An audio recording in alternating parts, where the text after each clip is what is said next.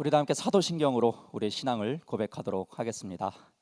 전능하사 천지를 만드신 하나님 아버지를 내가 믿사오며 그 외아들 우리 주 예수 그리스도를 믿사오니 이는 성령으로 잉태하사 동정녀 마리아에게 나시고 본디오 빌라도에게 고난을 받으사 십자가에 못 박혀 죽으시고 장사한 지 사흘 만에 죽은 자 가운데서 다시 살아나시며 하늘에 오르사 전능하신 하나님 우편에 앉아 계시다가 저리로서 산 자와 죽은 자를 심판하러 오시리라.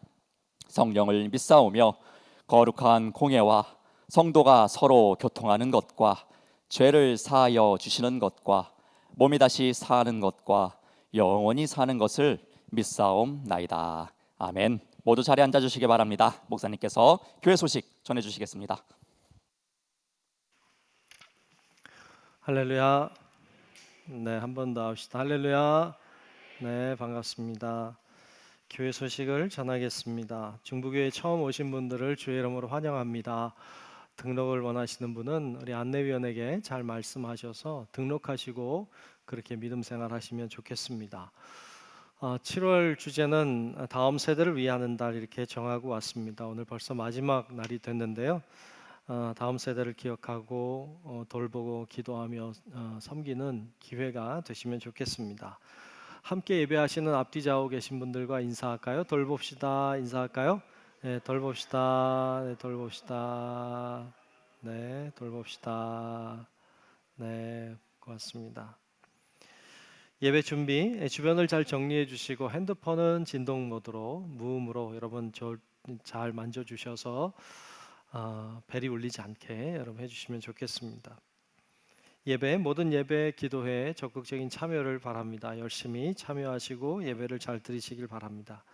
교회 학교와 중고등부 우리 다음 세대를 위해서 여러분 기도해 주시고 또 활성화될 수 있도록 여러분들이 잘 관심 가져주시기 바랍니다. 또 자녀들도 잘 보내주시면 좋겠습니다. 주일 예배 특성 우리 8월부터 각 기관에서 주일 낮 3부 예배 때 특성을 하도록 했습니다. 게시판에 게시되어 있으니까 순서가 여러분들이 잘 보시고 잘 준비해 주시고 연습도 하고 그래서 좋은 시간이 은혜의 시간 되도록 해주시면 좋겠습니다. 중고등부 수련회가 오늘부터 8월 2일 화요일까지 대부도에서 있습니다. 우리 중고등부 학생들 위해서도 기도와 관심을 부탁드립니다. 8월 가정예배서가 나와 있습니다. 가정에서 예배 드리는데 잘 사용하시기를 바랍니다. 소천 소식이 있었습니다.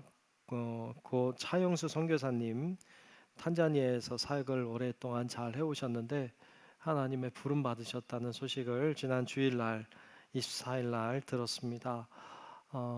그곳에서 장례를 한 걸로 알고 있고요. 또 화장한 걸로 알고 있습니다. 한국에 이제 들어온다 그래요. 그래서 4일부터 6일까지 인천에 있는 한 장례식장에서 장례식을 치른다고 합니다. 우리도 한번 가야 되지 않을까 싶고 또 이제 경기도 광주로 장지가 되어 있어서 오실 것 같아요. 그렇게 진행이 될 것 같습니다. 여러분들이 아시고 기도해 주시고 또 조문도 할 수 있으면 하시면 좋겠습니다. 나중에 공지가 나갈 걸로 알고 있어요. 또 궁금하시면 이때 돼서 연락 주시면 잘 안내하도록 그렇게 하겠습니다. 네, 이 시간 기도 시간입니다. 우리 권영남 권사님 나오셔서 대표로 기도하시겠습니다.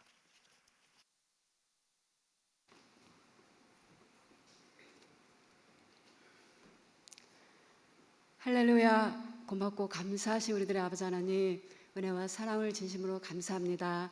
한 주간도 우리들 삶 가운데서 주님께서 지켜주셨다가 오늘 거룩한 날에 거룩한 제단에 거룩한 백성들이 이 시간 거룩하게 하나님 앞에 예배를 영광 올려드리니 하나님께서 정말 이 예배를 기뻐 받아 주실 것을 아버지 간절히 바라고 남나이다. 특별히 어리지러운 세대 속에 정말로 영과 진리로 예배드린 자를 찾으시는 하나님, 그 한 사람이 정말 오늘 우리가 되길 원합니다. 이 시간 온전히 하나님만 바라보며 이 시간 온전히 하나님에 의지하며 나가는 복된 시간 될 수 있도록 하나님 함께하여 주시옵소서. 특별히 우리 교회를 사랑하시고 축복하여 주시는 아버지 하나님 감사합니다. 2022년 예수 그리스도의 증인을 선교하는 교회 큰 표로 가지고 우리들이 하나된 마음으로 또한 여기까지 오게 하신 여호와 하나님 감사합니다. 우리 교회 올 한해 계획할 모든 것들이 정말 주 안에서 잘 열매 맺게 하시고, 또한 모든 하는 사역 위에도 주님 함께 해주셔서 또한 선교제를 돕는 사역들, 또한 지교회를 돕는 사역들, 모든 사역들이 하나님 은혜 가운데 잘 열매 맺을 수 있도록 하나님 함께하여 주시옵소서. 하나님, 우리 교회가 이제 이 시대에 하나님께서 크게 쓰임받게 하셨사오니 이제 다음 세대에도 하나님 앞에 꼭 쓰임받는 귀한 하나님의 성전 될 수 있도록 하나님 우리 중보교회를 축복하여 주시옵소서. 또한 지역사회를 위해서 사랑을 나누며 빛의 역할, 소금의 역할을 감당하는 그의 이 어지러운 세태의 정말 구원의 사역을 또한 넉넉히 잘 감당하는 귀한 우리 중보교회 될 수 있도록 하나님 축복하여 주시옵소서. 특별히 아버지 하나님, 오늘부터 시작되는 우리 학생 수련회를 기억하여 주시옵소서. 2022년 이 학예 학생 수련회가 정말 하나님 은혜 가운데 첫째도 안전하게, 둘째도 안전하게 하나님 은혜 가운데 잘 시작해서 하나님 은혜로 잘 맞춰질 수 있는 모든 수련회가 될 수 있도록 하나님 축복하여 주시옵소서. 특별히 우리 학생 수련회를 통해서 일선에서 수고하는 손길에 우리 안에 늘 축복하여 주실 것을 간절히 바라고 원합나이다. 특별히 우리 귀한 제자를 이끌어가시는 우리 귀한 담임 목사님 하나님께서 기억하여 주시옵소서. 늘 이제까지도 몸된 교회 사역을 늘 아버지 잘 감당하셨는데 앞으로 더 잘 감당하시는 귀한 우리 목사님 되게 하여 주시옵소서. 언제나 우리들을 바른 길로 또한 생명의 길로 잘 이끌어 가실 수 있도록 하나님 함께하여 주시옵소서. 또한 언제나 하나님 앞에 겸손히 무릎 꿇고 구하시는 곳마다 하나님께서 정말 알게 하시고 하나님께서 보게 하시고 듣게 하셔서 정말 하늘의 비밀을 우리들에게 정말 가르치기에 조금도 부족함이 없는 귀한 우리 목사님 될 수 있도록 하나님 축복하여 주시옵소서. 특별히 아버지 하나님, 귀한 목사님 이제 귀한 성일을 맞이해서 정말 말씀을 정성껏 정말 심혈을 기울이셔서 이 시간 전하실 때 오직 성령께서 주시는 마음으로 전하게 하시고 우리는 그 말씀을 통하여 오늘도 은혜 받는 귀한 시간 될 수 있도록 하나님 축복하여 주시옵소서. 특별히 아버지 하나님, 이 시간 우리 학생 성가대회도 주님 함께 해주길 원합니다. 이 시간 하나님의 성을 찬양할 때 하나님 정말 기뻐 받으시는 귀한 찬양이 될 수 있도록 하나님 함께하여 주시옵소서. 아버지 하나님, 우리가 또 한 주간도 세상에 살 때 정말 하나님 말씀대로 그렇게 100%다 살아내기 어렵지만 그래도 저희들 늘 하나님 말씀대로 살아내려고 노력하고 애쓰는 저희들의 믿음의 모습 될 수 있도록 하나님 함께해 주실 것을 간절히 바라고 원하며 이 모든 말씀 오늘도 말씀에 거하시고 우리 축복하시는 거룩하신 예수님 이름 받들어 감사하며 기도하옵나이다.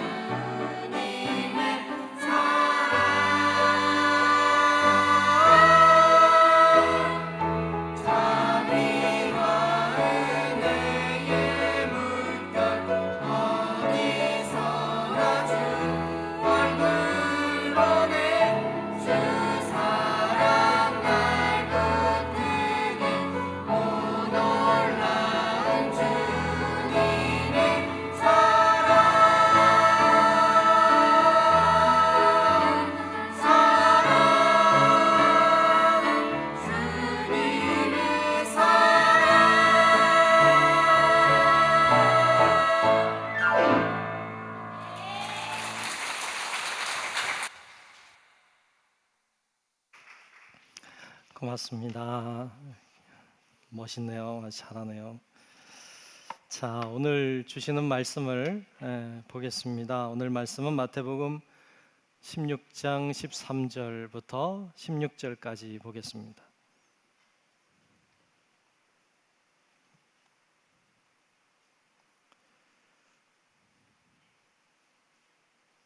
마태복음 16장 13절부터 16절까지 말씀을 보겠습니다.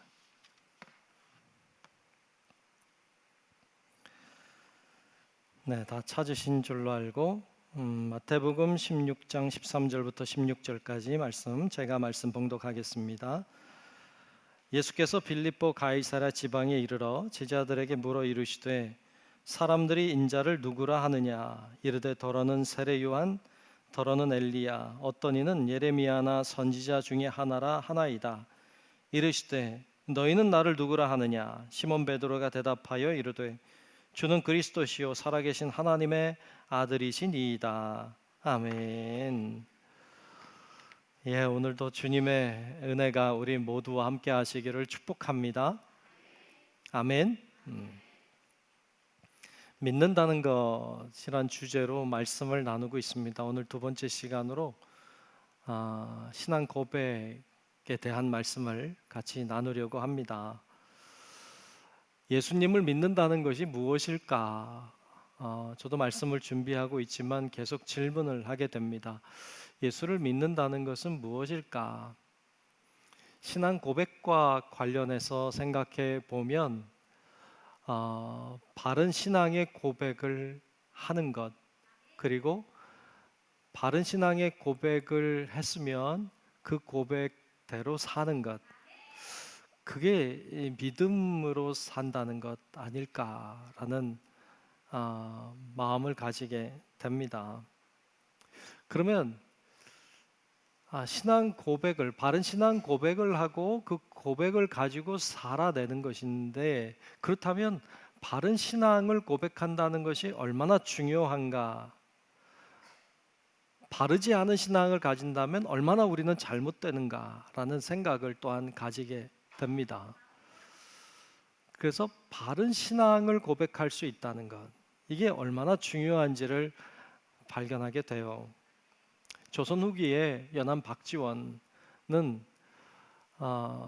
그 중국 청나라에 이제 사신으로 가게 됩니다. 그가 중국 청나라에 가서 한 짐승을 보고 깜짝 놀랐습니다. 난생 처음 코끼리라는 짐승을 봤습니다. 여러분, 우리는 코끼리 보고 놀라진 않죠. 예, 우리 이제 많이 봤잖아요. 텔레비전이나 뭐 이런 걸 통해서. 근데 그는 이제 처음으로, 이제 난생 처음으로 코끼리라는 동물을 본 거예요. 보고 놀랬다고 표현하고 있어요. 그런데 그만 놀란 게 아니라 같이 갔던 사람들이 다 놀란 거죠. 코끼리를 처음 봤으니까. 근데 옆에서 하는 소리가, 옆에서 이런 얘기를 하더래요. 야, 저 짐승은 코가 어딨냐 그러더래요. 네. 저 짐승은 코가 없다는 거예요. 코가 없는 게 아니라 너무 커서 이게 코로 보이지 않은 거죠. 주둥이만 크고 코는 없다, 이렇게 생각을 했다는 거예요. 우린 알잖아요. 아는데 그때는 몰랐으니까. 그리고 어떤 사람은, 옆에 있던 어떤 사람은 또 이렇게 말하더래요. 야, 저 짐승은 다리가 5개나 있네 그러더래요. 뭔지 아시겠어요? 코가 다리로 보인 거죠. 예, 그래서 다리가 5개나 있네 이렇게 얘기를 하더라는 거예요. 코끼리를 처음 봤으니까 이제 그렇게 얘기한 거죠. 코끼리를 인식한다는 것도 쉬운 일이 아닌 거죠. 우리 아는 것처럼 그 장님 코끼리 만지는 이야기 있잖아요. 인도의 한 임금이 그 앞을 보지 못하는 사람들을 한 6명 불렀다죠. 그리고는 코끼리를 만지게 한 거죠. 그리고 코끼리가 어떻느냐고 물었어요. 그랬더니 이 장님들이 하는 얘기가 자기가 만져보니까 코끼리는 무처럼 생겼습니다. 뭘 만졌나 보니까 그 상아를 만진 거죠. 그리고는 코끼리는 무처럼 생겼다고.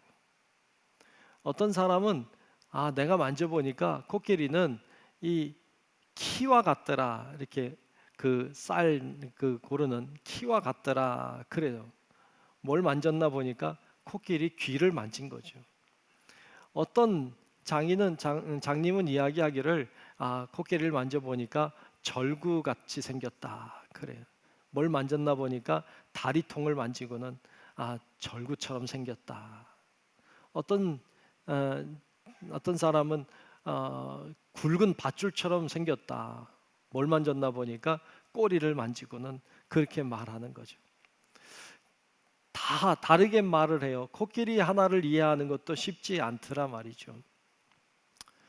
코끼리뿐만 아니라 사람도 사실 인식하는 게 안다는 게 어렵잖아요. 10길 물속은 알아도 1길 사람 속은 모른다잖아요. 사람이 사람을 안다는 게 과연 가능한가? 늘 같이 사는 사람도 잘 모르잖아요. 그러니까 사람이 사람을 안다는 것도 어려워요. 사람이 코끼리를 안다는 것도 어려운데 과연 사람이 하나님을 안다는 게 가능할까? 과연 그 크신 하나님을, 그 위대하신 하나님을, 그 놀라우신 하나님을 과연 우리가 이해한다는 게, 그분을 내가 안다는 게 가능할까? 그런데도 어떤 사람들은 얘기하죠. 내가 하나님을 안다.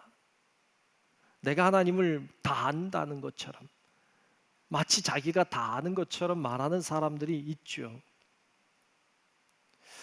참 그런 사람들 보면 참 저거는 거짓말이다.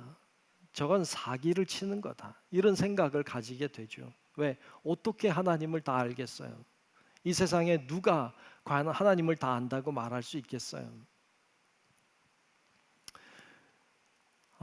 우리가 아는 것은 하나님이 조금 보여주시는 걸 아는 거지. 하나님이 조금 열어 보여주시는 걸 아는 거지. 우리가 하나님을 어찌 다 알겠어요? 저도 목사잖아요.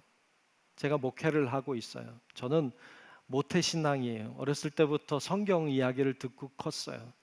늘 성경을 알고 배우고 또 익히 듣고 그렇게 자랐죠. 신학교를 가서 성경을 나름 공부하느라고 했죠. 한 10여 년 세월을 공부했더라고요. 지금도 성경을 연구하고 묵상하고 주님을 만나려고 노력하고 주님을 이해하려고 애쓰고 있죠. 그래도 누군가가 나에게 주님을 하나님 잘 아냐고 물으면 참 조심스러워요, 말하는 것이. 과연 하나님을 내가 알면 얼마나 안다고 말할 수 있는가? 그런 생각이 들고 계속 주님을 알아가겠죠. 근데 분명한 건 내가 죽을 때까지 주님을 다 알기는 불가능하다. 이런 생각을 가지게 돼요. 계속 알아가는 거죠. 그렇다고 주님을 그러면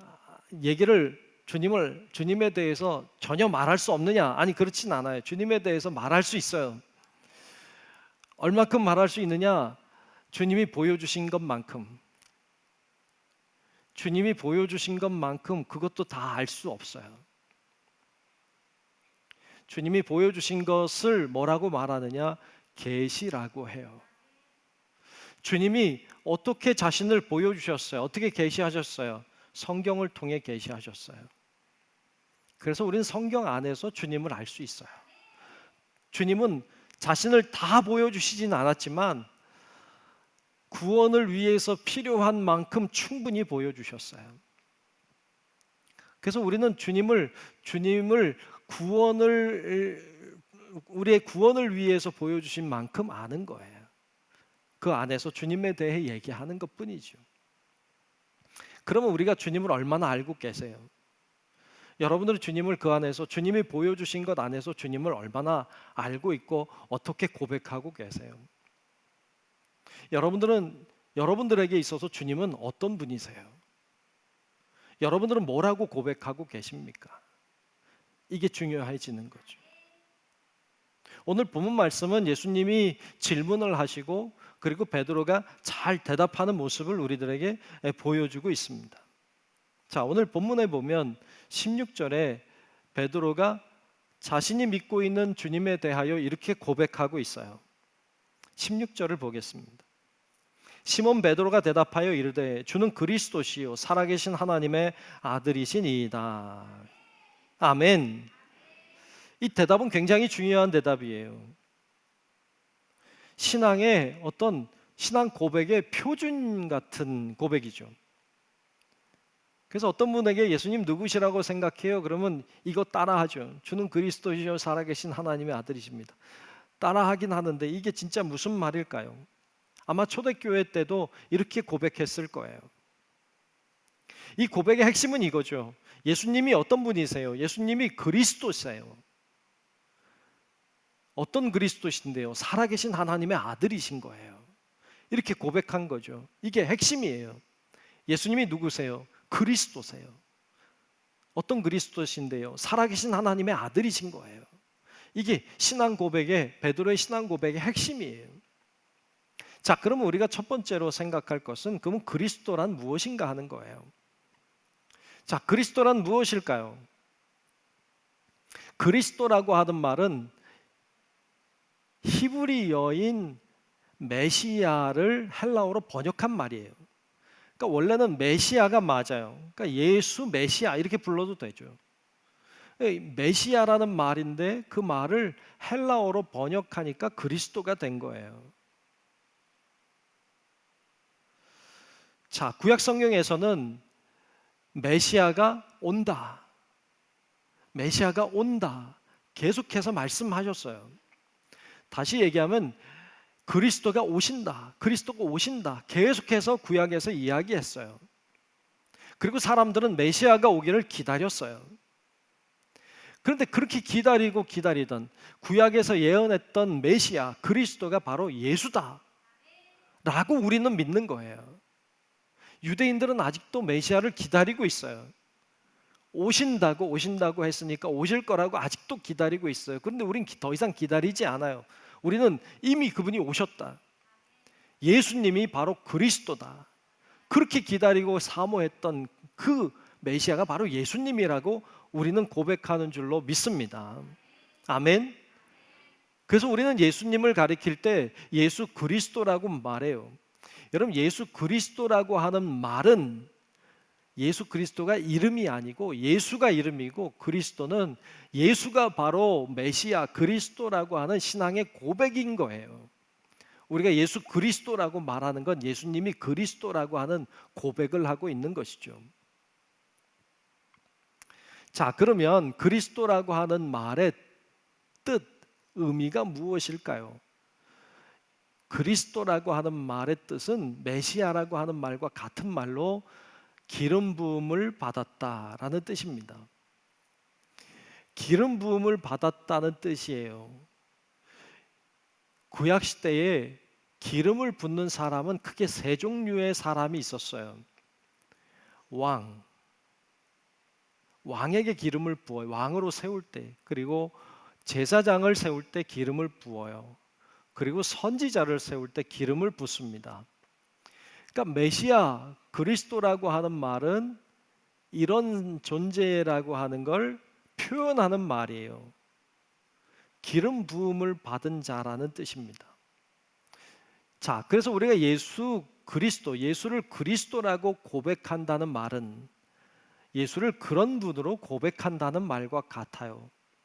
그러면 질문을 통해서 몇 가지 생각해 봅시다. 첫 번째로, 예수님이 당신의 왕이신가? 라는 거예요. 스스로에게 질문을 해봐야 돼요. 과연 예수님이 나에게 왕인가? 예수님이 나에게 왕인가? 라는 질문은 나는 그분의 종인가? 라는 질문과 같아요. 왕은 명령을 하는 존재고 종은 명령을 듣고 순종하고 따르는 존재예요. 그게 왕이고 그게 종이에요. 그러면 과연 내 인생에 주님이 정말로 내 인생의 왕이신가? 나는 정말로 그분의 종이 맞는가? 라는 걸 점검해야 돼요. 이게 아닌 경우가 너무 많아요. 예수님을 그리스도라고 말은 하지만 실제로 우리는 그분을 왕으로 섬기지 않는 사람이 많아요. 그분이 하시는 말씀을 귓등으로 들어요. 이건 그분을 왕으로 섬기는 게 아니에요. 하나님의 말씀은 나에게 주어지고 있지만 그 말씀대로 살 마음은 없어요. 그건 주님을 그리스도 왕으로 섬기는 자세가 아니에요.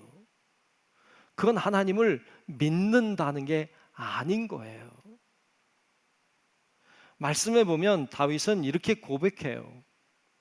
시편 5편 2절에 이렇게 고백해요. 나의 왕, 나의 하나님. 하나님을 가리켜서 나의 왕이라고, 나의 하나님이라고 고백해요. 아삽도 그렇게 고백해요. 시편 74편 12절에 하나님은 예로부터 나의 왕이시라. 시편 84편 3절에서도 나의 왕, 나의 하나님, 만군의 여호와여 이렇게 고백해요. 근데 이렇게 고백은 하는데 정말 주님을 나의 왕으로 섬기고 있는가라는 건 질문해야 돼요. 주님이 말씀하시면 내가 나아가리이다. 주님이 뜻이 아니면 내가 멈춰 서리이다. 정말 그렇습니까? 얼마나 많은 사람들이 찬양은 하고 왕이라고 고백은 하고 그리스도라고 고백은 하지만 얼마나 그분의 말씀을 무시하고 얼마나 그분을 정말로 왕으로 대우하지 않고 내가 원하는 대로 내가 왕이 되어서 내가 생각한 대로 내가 판단한 대로 내가 주장하는 대로 내가 옳다고 여기는 대로 얼마나 그렇게 사는지 몰라요.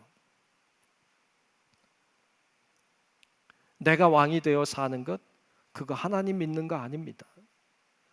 정말로 예수를 그리스도로 예수를 왕으로 고백하고 고백한 대로 그렇게 순종하고 살아가는 성도 여러분들이 되시기를 주의 이름으로 축복합니다. 그것이 예수를 믿는다는 것이죠. 두 번째로 우린 스스로 질문해야 됩니다. 예수님이 당신에게 제사장인가? 예수님이 여러분에게 정말로 제사장인가? 라는 질문을 해야 합니다. 제사장은 하나님과 인간을 중재하는 역할을 하는 존재입니다. 그래서 예수님이 이 땅에 오셔서 하나님과 인간 사이에 깨어진 관계를 화해시키셨습니다. 뭐로 화해시켰느냐? 십자가로. 그분의 피로 하나님과 우리 사이에 깨어진 관계를 화목하게 하셨습니다. 그래서 하나님과 우리가 하나 되게 하셨어요. 이 은혜를 믿는 거예요. 말씀에 보면 히브리서 10장 12절로 14절에 이렇게 말씀했어요. 오직 그리스도는 죄를 위하여 한 영원한 제사를 드리시고 한 번에 드린 제사지만 한 번으로 영원히 더 이상 드리지 않아도 되는 영원한 제사를 드렸다. 이게 뭐예요? 십자가죠. 그러니까 십자가로 한 번에 드리는 영원한 제사를 드렸어요. 하나님 그리고 우편에 앉으사 그 후에 자기 원수들을 자기 발등상이 되게 하실 때까지 기다리시나니 그가 거룩하게 된 자들을 한 번의 제사로 십자가죠. 한 번의 제사로 영원히 온전하게 하셨느니라 그랬어요. 아멘. 그러니까 예수님이 이 땅에 오셔서 한 번 드리신 십자가의 그 제사로 우리를 영원히 구원해 주셨다는 거예요. 이걸 믿는 거예요. 여러분,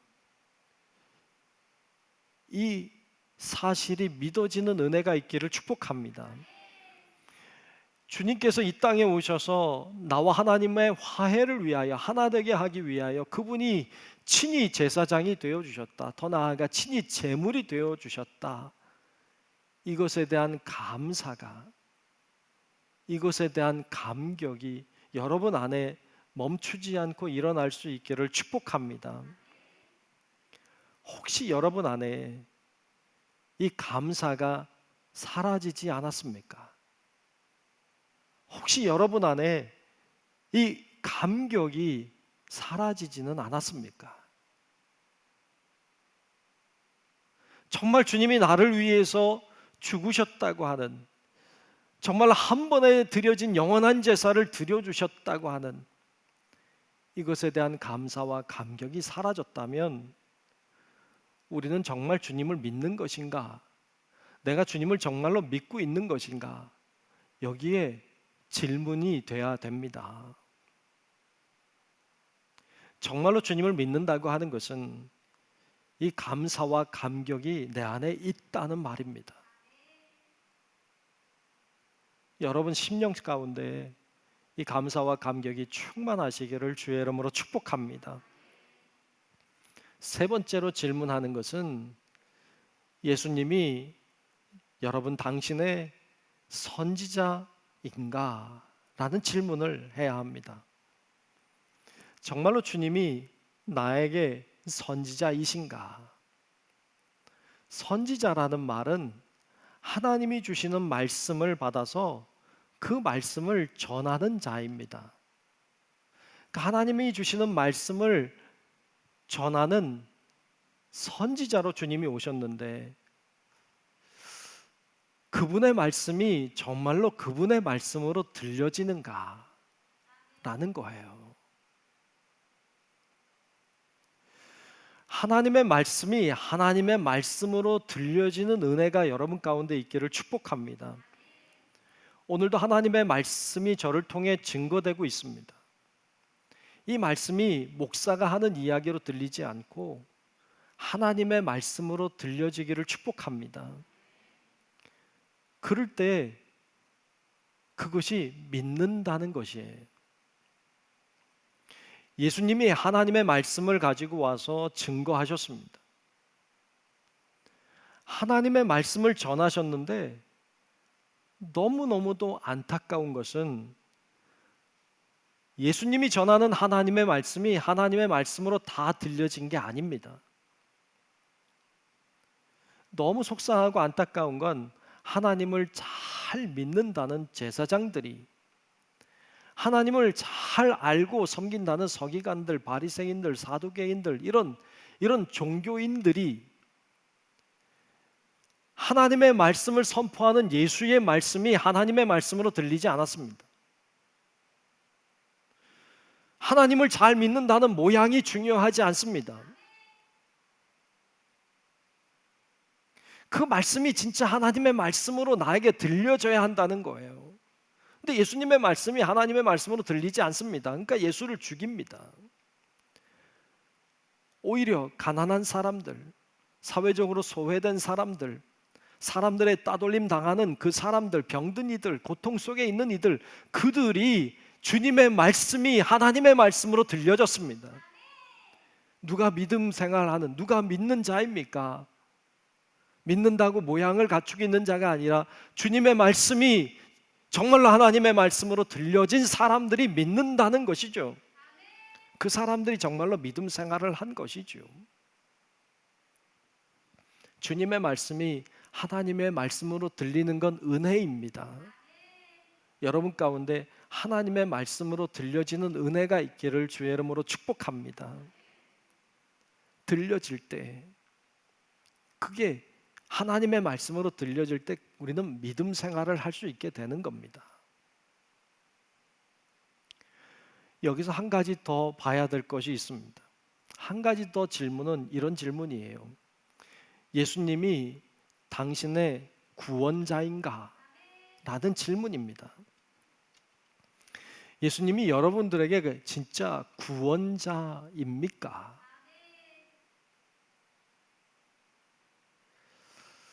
예수님이 그리스도라고 하는 고백은 예수님이 구원자라고 하는 고백과 같습니다. 구약의 수많은 사람들, 수많은 예언서들이 그리스도가 오신다, 메시아가 오신다, 오신다, 오신다 했습니다. 그분이 와서 하는 일이 뭔데요? 구원하는 일이었어요. 기름 부음 받은 그 존재가, 그 메시아가 와서 하는 일은 구원을 하는 일이었어요. 그러니까 그리스도는 구원자로 오시는 것이죠. 그리고 예수라고 하는 이름의 뜻 자체가 구원이에요. 그러니까 예수 그리스도라고 하는 말은 구원자이신데 기름 부음 받은 자라는 우리말로 해석하면 그렇게 되는 거죠. 그러니까 그분이 구원자로 오셨고 예수님이 이 땅에서 하신 일들은 구원의 일을 하셨어요. 예수님이 병든 자들을 고쳐주셨어요. 병든 자를 고친 건 병으로부터 구원한 거예요. 예수님이 귀신에 억압돼 있는 자들의 귀신의 세력을 물리쳐 주셨어요. 귀신에 억압돼 있는 자들을 귀신의 세력으로부터 구원해 내신 거예요. 굶주려 있는 5천 명이나 되는 남자만 5천 명이나 되는 굶주린 사람들에게 먹을 것을 공급하심으로 굶주림으로부터 그들을 구원하셨어요. 풍랑이 일 때에 수많은 사람들 제자들이 죽을 것 같다고 호소하는 그들을 그 풍랑으로부터 잔잔케 하심으로 구원하셨어요. 사회적으로 소외된 자들, 우물가에서 만난 여인 같은 혹은 삭개오와 같은 사람들을 주님이 찾아가 주셔서 그들을 그 고난과 억압으로부터 구원해 주셨어요. 주님이 행하신 일들을 다 보면 어디로부터 구원이냐? 우리가 가지고 있는 다양한 문제들이나 어려움이나 고난이나 고통이나 이러한 것들로부터의 구원이셨어요. 주님은 우리의 문제에 관심이 많아요. 주님은 우리가 당하고 있는 고난과 고통에 대하여 관심이 많아요. 그것으로부터 구원하기 원하시는 줄로 믿습니다. 주님은 여러분들이 가지고 있는 문제에 관심이 있어요. 그리고 여러분들이 있는 그 가지고 있는 문제로부터 주님은 구원하기를 원하세요. 주님은 구원자이시기 때문에. 그래서 우리가 그걸 믿는 거예요. 주님이 내가 지금 당하고 있는 이 어려움으로부터 나를 구원하고 싶어 하신다는 걸 믿는 거예요. 내가 지금 당하고 있는 질병과 내가 당하고 있는 슬픔과 이 어려움으로부터 주님이 나를 구원하기를 원하시고 구원하실 수 있는 분이라는 걸 믿는 거예요. 그걸 믿는 게 믿는다는 거예요. 여러분 정말 그걸 믿는다면, 여러분들이 정말로 주님이 나를 구원하기를 원하신다는 것을 정말 믿는다면, 내가 어려움을 당하고 내가 어떤 문제 속에 있을 때 주님을 찾아가는 겁니다. 그리고 주님께 기도하고 아뢰는 거예요. 하나님, 나 이런 어려움에 있어요. 하나님, 나를 구원해 주세요. 주님은 나를 구원하실 수 있잖아요. 주님은 내 문제에 관심이 있으시잖아요. 나를 살려주세요 하고 부르짖는 거예요. 누가 부르짖을 수 있어요? 주님만이 문제를 해결해 주실 수 있는 유일한 분이라는 걸 믿는 자가 주님 앞에 나아가 기도하는 거예요. 그런데 우리 믿는다고 말해요. 구하지 않아요. 이건 믿는 게 아니에요. 믿는다고 말은 하지만 실제로 주님 앞에 아뢰지 않아요. 주님 앞에 무릎을 꿇지 않아요. 주님께 도움을 청하지 않아요. 이거 믿는 거 아닙니다. 문제가 생기면 다른 데 찾아가요. 다른 데 찾아다니느라 분주해요. 주님을 찾지 않아요. 예배는 드리지만 주님께 간구하지 않아요. 그건 주님 믿는 거 아니에요. 주님이 구원자인 걸 믿지 않는 거예요.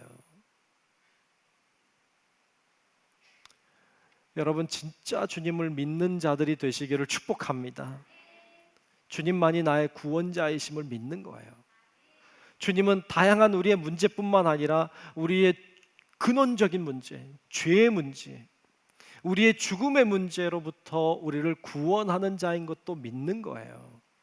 우리의 일상의 삶의 구원자일 뿐만 아니라 우리의 영생의 구원자이신 것을 믿는 거예요. 정말로 그걸 믿는 자는 죽음을 두려워하지 않아요.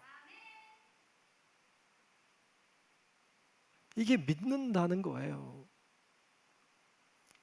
바라기는 우리 성도 여러분들이 예수님을 그리스도로, 예수 그리스도라고 우리가 고백하는 사람들이니까 정말로 예수님이 나의 왕이시고 예수님이 진짜 제사장이 되시며 선지자시며 나의 구원자이심을 믿고 그 믿음으로 사는 은혜가 있기를 축복합니다. 두 번째로 보고 싶은 것은 예수님의 질문이에요. 예수님이 오늘 본문에 보면 질문을 하고 있어요. 근데 그 질문을 오늘 말씀 13절에 보면 빌립보 가이사랴라고 하는 곳에 가셔서 질문했어요. 왜 거기까지 가서 질문했을까라는 의문이 들어요. 빌립보 가이사랴는 요단강에서부터 그 갈릴리 호수에서부터 한 40km 정도 북쪽에 위치하고 있어요. 예수님은 거기까지 가신 일이 성경에 나오지 않아요. 예수님은 주로 갈릴리 부근에 계셨어요. 거기서 활동하시고. 근데 저 북쪽까지 잘 가시지 않는데 이상하게 이날은 제자들을 데리고 그 40km 멀리 떨어져 있는 그 빌립보 가이사랴라고 하는 낯선 동네로 가셨어요. 그리고 질문했어요. 어쩌면 이 질문하고 싶어 가신 것 같아요. 오늘 본문 13절에 보면 이런 질문을 먼저 하시죠. 예수께서 빌립보 가이사랴 지방에 이르러 제자들에게 물어 이르시되 사람들이 인자를 누구라 하느냐 이렇게 물어요. 사람들이 대답하죠. 제자들이 세례 요한이라고도 하고 뭐 엘리야라고도 하고 예레미야라고도 하고 선지자 중에 하나라고도 합니다. 예수님이 곧 이어서 다른 질문을 하시죠. 진짜 하고 싶었던 질문은 이거겠죠. 본문 15절에 이르되 너희는 나를 누구라 하느냐, 이거 묻고 싶었던 거겠죠. 너희는 나를 누구라고 하느냐, 너희는 나를 누구라고 고백하느냐, 뭐 이런 질문이겠죠. 베드로가 멋진 대답을 하고 있어요. 16절에 보면 시몬 베드로가 대답하여 이르되 주는 그리스도시요 살아계신 하나님의 아들이시니이다. 이 질문과 대답은 대단히 중요하죠. 특별히 이 질문을 빌립보 가이사랴에서 했다는 것이 중요해요. 이 빌립보 가이사랴라고 하는 지역을 좀 살펴보면 먼저는 이곳은요 풍요를 숭배하는 곳이에요. 이 도시의 본래 이름은 빌립보 가이사랴라고 이름 짓기 전에 진짜 이름은 파네이아스라고 하는 이름을 가지고 있어요. 파네이아스. 지금도 그 지역은 바니아스라고 부릅니다. 근데 이 파네이아스라고 하는 말은 판이라고 하는 신을 섬기는 성읍이라는 뜻이에요. 판 신을 섬기는 성읍. 예수님이 거길 가신 거죠. 이 판신이라고 하는 신은요, 여러분 그리스 로마 신화 이런 데 보면 나오는데 이 염소의 뿔을 가지고 있어요. 남자의 모습인데, 사람의 남자 모습인데 이 염소의 뿔을 가지고 있고 염소의 다리를 가지고 있습니다. 이 신은 목축의 신이에요. 그런데 모든 다른 우상들이 다 그런 것처럼 이 신도 풍요의 신이에요. 그 도시는 풍요의 신으로 가득한 곳이에요. 뿐만 아니라 그 파네이아스라고 하는 이 도시는요 실제로 풍요로운 곳이에요. 보면 할몬산이 저기 보입니다. 할몬산은 굉장히 높은 산이고 눈이 있는 산입니다. 거기서 물이 흘러내려오는데 물이 흘러내려와서 물이 솟구치는 곳이 바로 이곳입니다. 그래서 이 도시는 물이 많아요. 여러분 유대 땅에 물 많은 곳은 여기가 최고입니다. 폭포도 있습니다. 물이 많아요. 그래서 숲이 우거져 있는 곳입니다. 풍요의 상징이에요. 판신이 지배하는 도시, 풍요를 상징하는 도시, 바로 그곳에 가서 주님은 너희는 나를 누구라고 하느냐 물으십니다. 이걸 다시 보면 이런 질문입니다. 너희는 이 풍요가 좋으냐 내가 좋으냐 라고 물으시는 거예요. 이렇게 풍요로운 곳이 좋으냐 아니면 조촐하고 보잘것없어도 내가 좋으냐 라고 물으시는 거예요. 오늘 우리는 풍요를 따르는 시대를 살고 있어요. 풍요를 추구하는 삶을 사는 사람들이 너무 많은, 그게 이상하지 않은 시대를 살고 있어요. 이런 시대를 살고 있는 우리들에게도 주님은 질문하세요. 풍요가 좋으냐 그리스도 하나님이 예수 그리스도가 좋으냐라고 질문하는 거예요. 그때 베드로는 대답하죠. 주는 그리스도시라고. 풍요가 그리스도가 아니라고. 그렇게 고백하는 것입니다. 그래서 베드로의 고백이 주님께 기쁨이 됐습니다. 두 번째로 이 도시는요, 세속의 힘을 가지고 있는 곳이에요. 세속의 힘을 가지고 있는 곳이에요. 이 파네이아스라고 하는 이 도시가 빌립보 가이사라로 바뀝니다. 왜냐하면 헤롯 대왕의 아들 중에 하나가 헤롯 빌립이 있는데, 헤롯 빌립이 이 땅을 지배했어요. 근데 이 도시가 아름답고 좋으니까 로마 황제인 가이사에게 이 도시를 바쳤습니다. 거기다가 황제의 신전을 만들어요. 그리고는 그 도시 이름을 파네이아스에서 자기 이름을 딴 빌립보와 그리고 로마의 황제 이름을 딴 가이사라를 붙여서 빌립보 가이사라라고 이름을 바꿉니다. 이 도시는 보이는 신이라고 치는 로마의 황제에게 드려진 도시예요. 세속 도시죠. 이 세속 도시에서 질문을 하는 거예요. 너희는 이 세속 도시가 좋으냐? 아니면 예수인 그리스도가 좋으냐? 라고 질문하는 거예요. 오늘 우리가 살고 있는 사회는 세속 도시예요. 세속화된 도시에 살고 있어요.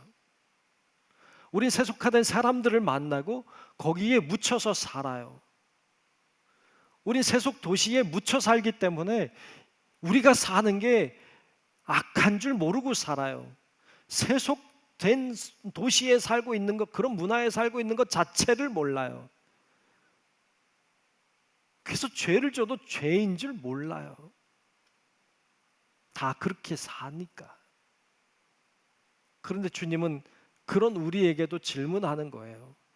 너희는 이처럼 세속화된 도시가 좋으냐? 아니면 내가 좋으냐? 라는 질문에 베드로가 주는 그리스도시라고, 주님만이 그리스도시라고 고백하고 있는 거예요. 그래서 그게 주님의 기쁨이 됐습니다. 여러분, 오늘 우리가 주님을 믿는다고 말합니다. 믿는다는 게 뭡니까? 제대로 바른 신앙의 고백을 하는 거예요. 주님만이 그리스도시라고, 주님만이 왕이시요 제사장이요 선지자요 구원자라고, 이 세상 것이 아니라고, 세상 것이 중요하지 않고 나는 주님이 중요하다고 고백하는 것이, 그리고 그 고백을 가지고 그 고백대로 살아가는 삶이 믿는다는 것입니다.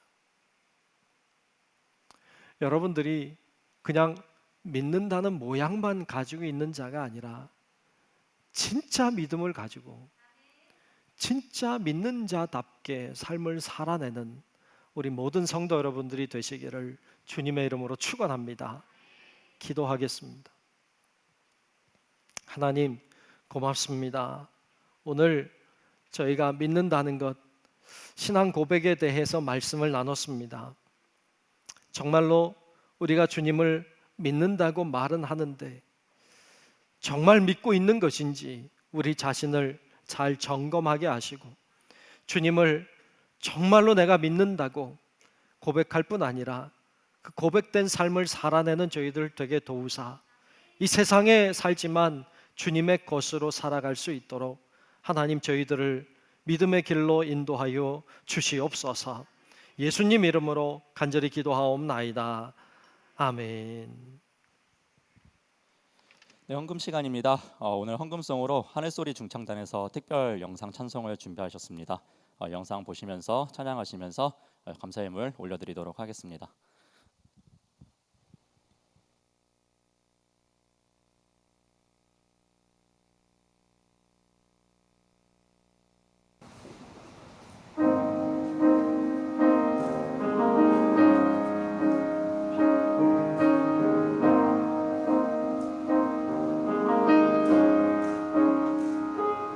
어둠 속에 내리던 내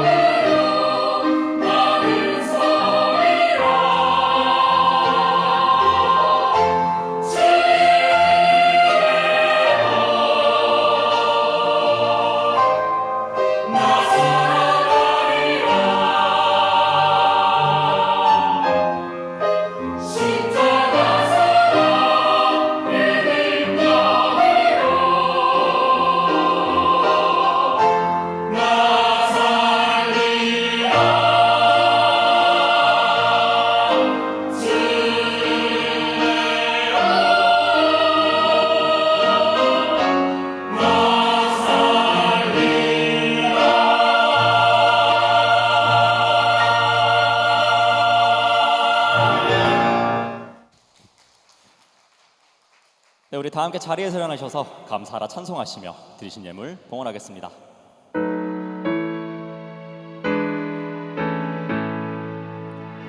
감사하라 내 영혼아, 감사하라 내 영혼아,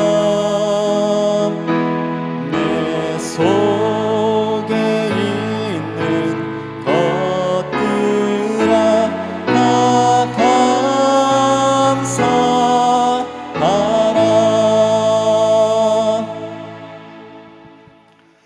고마우신 아버지 하나님, 주님의 놀라우신 은혜와 또 주님의 소망 가운데 저희들이 있음에 감사합니다. 오늘도 하나님을 바라보며 하나님 앞에 예배드리며 또 정성을 다해 귀한 예물도 하나님께 올려드리오니 하나님, 우리를 받아주시고 우리 예물을 받아주시며 우리의 모든 것을 받아주시옵소서. 성령님이 모든 우리의 것을 붙잡아 주셔서 하나님이 원하시는 곳에, 하나님이 꼭 필요로 하는 곳에 값지게 쓰임받도록 도와주시옵시고, 하나님 앞에 드릴수록 우리의 삶에 허락해 주시는 하나님의 은혜가 더 풍성하도록 하나님 저희들을 인도하시고 축복하여 주시옵소서. 주님이 함께 하심을 늘 잊지 않게 하시고 주님이 나를 축복하신다는 믿음으로 우리가 늘 살아갈 수 있게 하여 주시옵소서. 어떤 문제나 어떤 어려움이나 어떤 고난이 우리를 주저앉지 못하게 하시고 하나님이 주시는 힘으로 살도록 우리 성도들을 인도해 주시고 역사해 주시옵소서. 아버지 하나님께 모든 감사 영광 올려드리오며 살아계신 예수님 이름으로 축복하며 기도하옵나이다. 아멘.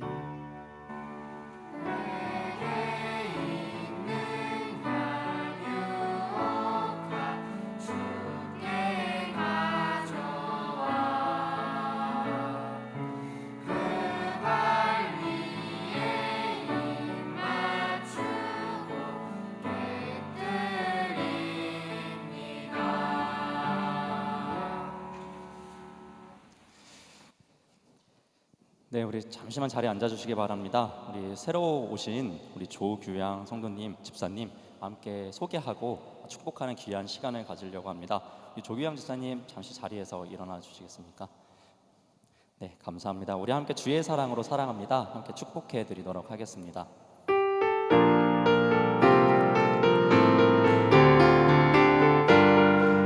주의 사랑으로 환영합니다. 주의 사랑으로 환영합니다. 주의 사랑으로 환영합니다.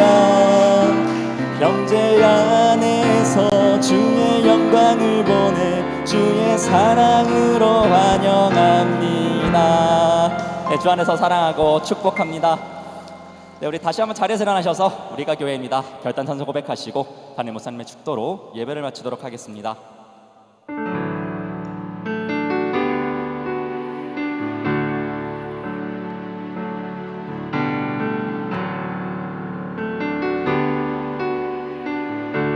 세상 속에서 우리는 세상 속에서 주의 부름 받은 성도입니다. 어두운 세상 중에 빛으로 부르셨네. 우리는 주님의 성도입니다. 우린 주의 자녀입니다. 세상 속에서나 가정에서도 우리는 변함없이 주의 자녀입니다. 우리는 주님의 자녀입니다.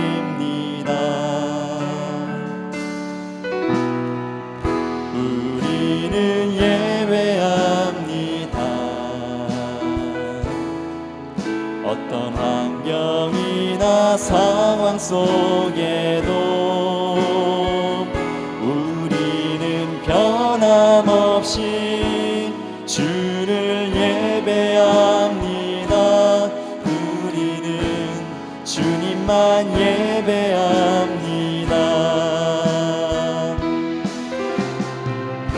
교회가 희망입니다.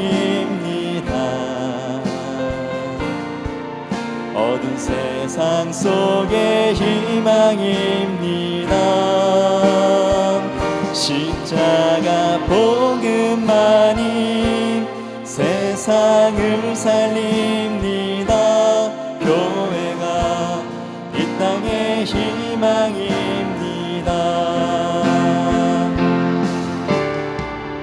우리가 교회입니다. 함께 모일 때나 흩어질 때도 우리는 예배하고 복음을 전합니다. 우리가 주님의 교회입니다. 우리는 예배하고 복음을 전합니다. 우리가 주님의 교회입니다. 우리가 이 땅의 희망입니다.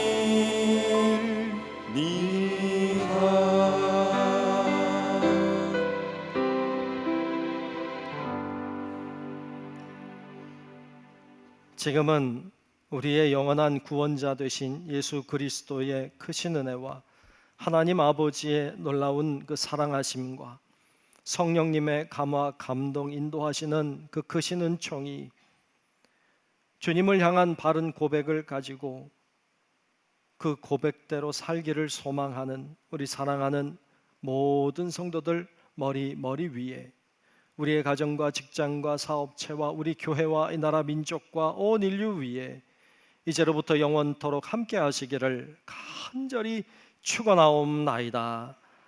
아멘.